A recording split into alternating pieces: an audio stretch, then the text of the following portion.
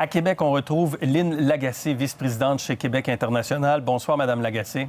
Bonsoir, M. Fillon. Vous, on vous a invité à plusieurs reprises au cours des dernières années pour parler des missions de recrutement, des missions d'affaires à l'étranger. Comment votre organisation s'organise, gère présentement ses activités internationales avec cette pandémie de la COVID-19 et avec aussi les mesures annoncées par le premier ministre Trudeau? C'est sûr que de notre côté, c'est une préoccupation vraiment quotidienne parce que développer ces affaires à l'international, ça se fait de deux façons.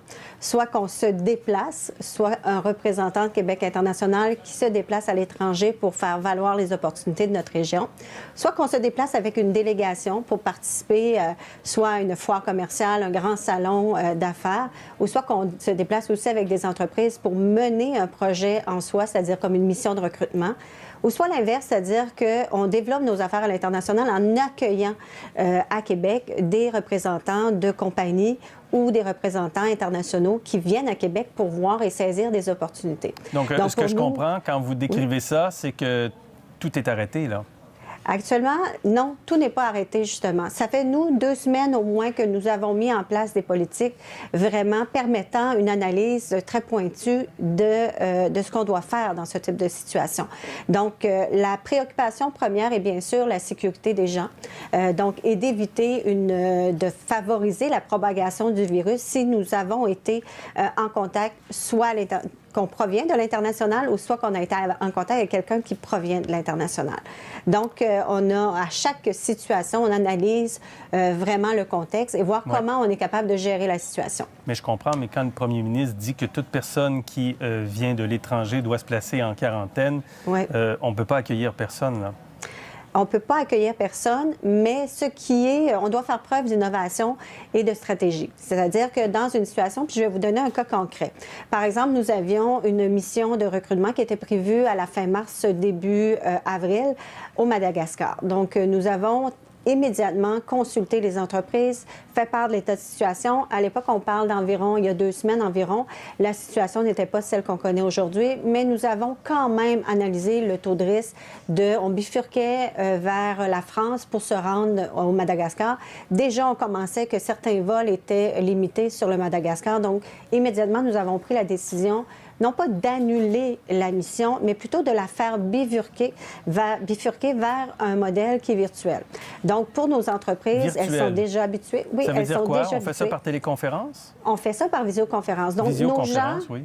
Les candidats à l'international sont déjà sélectionnés, seront convoqués à une rencontre qui va se faire tout simplement par visioconférence ou par Skype. Mais c'est pas pareil. Tout ça. C'est pas pareil parce que l'entreprise, bien sûr, elle aime bien saisir le savoir-être d'une personne, créer cette relation de proximité et juger là, justement de la personnalité de l'individu. Sauf qu'on a développé avec des années cette capacité-là avec nos entreprises à pouvoir quand même être en mesure de juger de cette dimension-là et d'être en mesure de déployer certaines choses. Donc, l'objectif n'est pas nécessairement dans tous les cas d'annuler, mais de favoriser justement un contact qui pourrait être différent, qui peut être un premier contact qui permettra par la suite d'aller à d'autres étapes.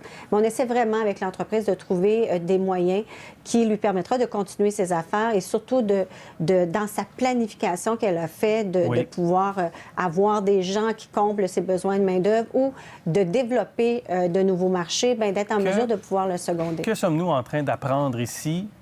Donc, sans poignée de main, finalement, on peut faire des affaires quand même. On peut faire des affaires. On peut faire des affaires, puis on peut du moins être en mesure de bien mettre la table à une relation qui pourra se développer peut-être différemment ou à un rythme différent.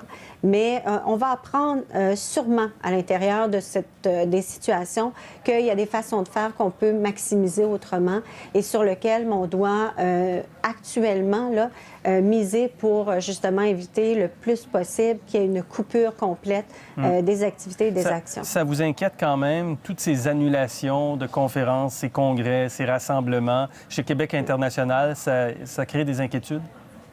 ça crée des inquiétudes, bien sûr, chez nos entreprises parce que le questionnement est quand même profond. Est-ce que, par exemple, je m'apprêtais justement à signer une entente, je m'apprêtais à accueillir, par exemple, un fournisseur qui provenait de l'international. Qu'est-ce que je fais? Comment je fais? Est-ce que ça met en péril justement certaines progression ou croissance au niveau de mon entreprise. Et ça les inquiète énormément. Donc, on doit être en mesure de les accompagner là-dedans et d'être en mesure de leur proposer quand même des moyens qui sont alternatifs pour être capable justement d'avoir une certaine continuité au niveau des affaires. Actuellement, on n'est pas encore en mesure de voir l'impact financier parce que lorsqu'on participe à certains événements internationaux, les retombées de ces événements-là sont quand même énormes. Donc, c'est sûr qu'il va y avoir une diminution d'impact par rapport aux retombées qu'on pourra avoir.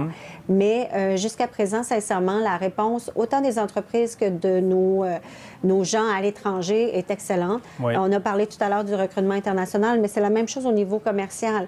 On avait, par exemple, dans le cadre de la semaine numérique à Québec, donc le web à Québec qui devait se tenir au début d'avril, on chapeautait un peu toutes les rencontres d'entreprise à entreprise, les B2B entre entreprises. La semaine sera probablement annulée.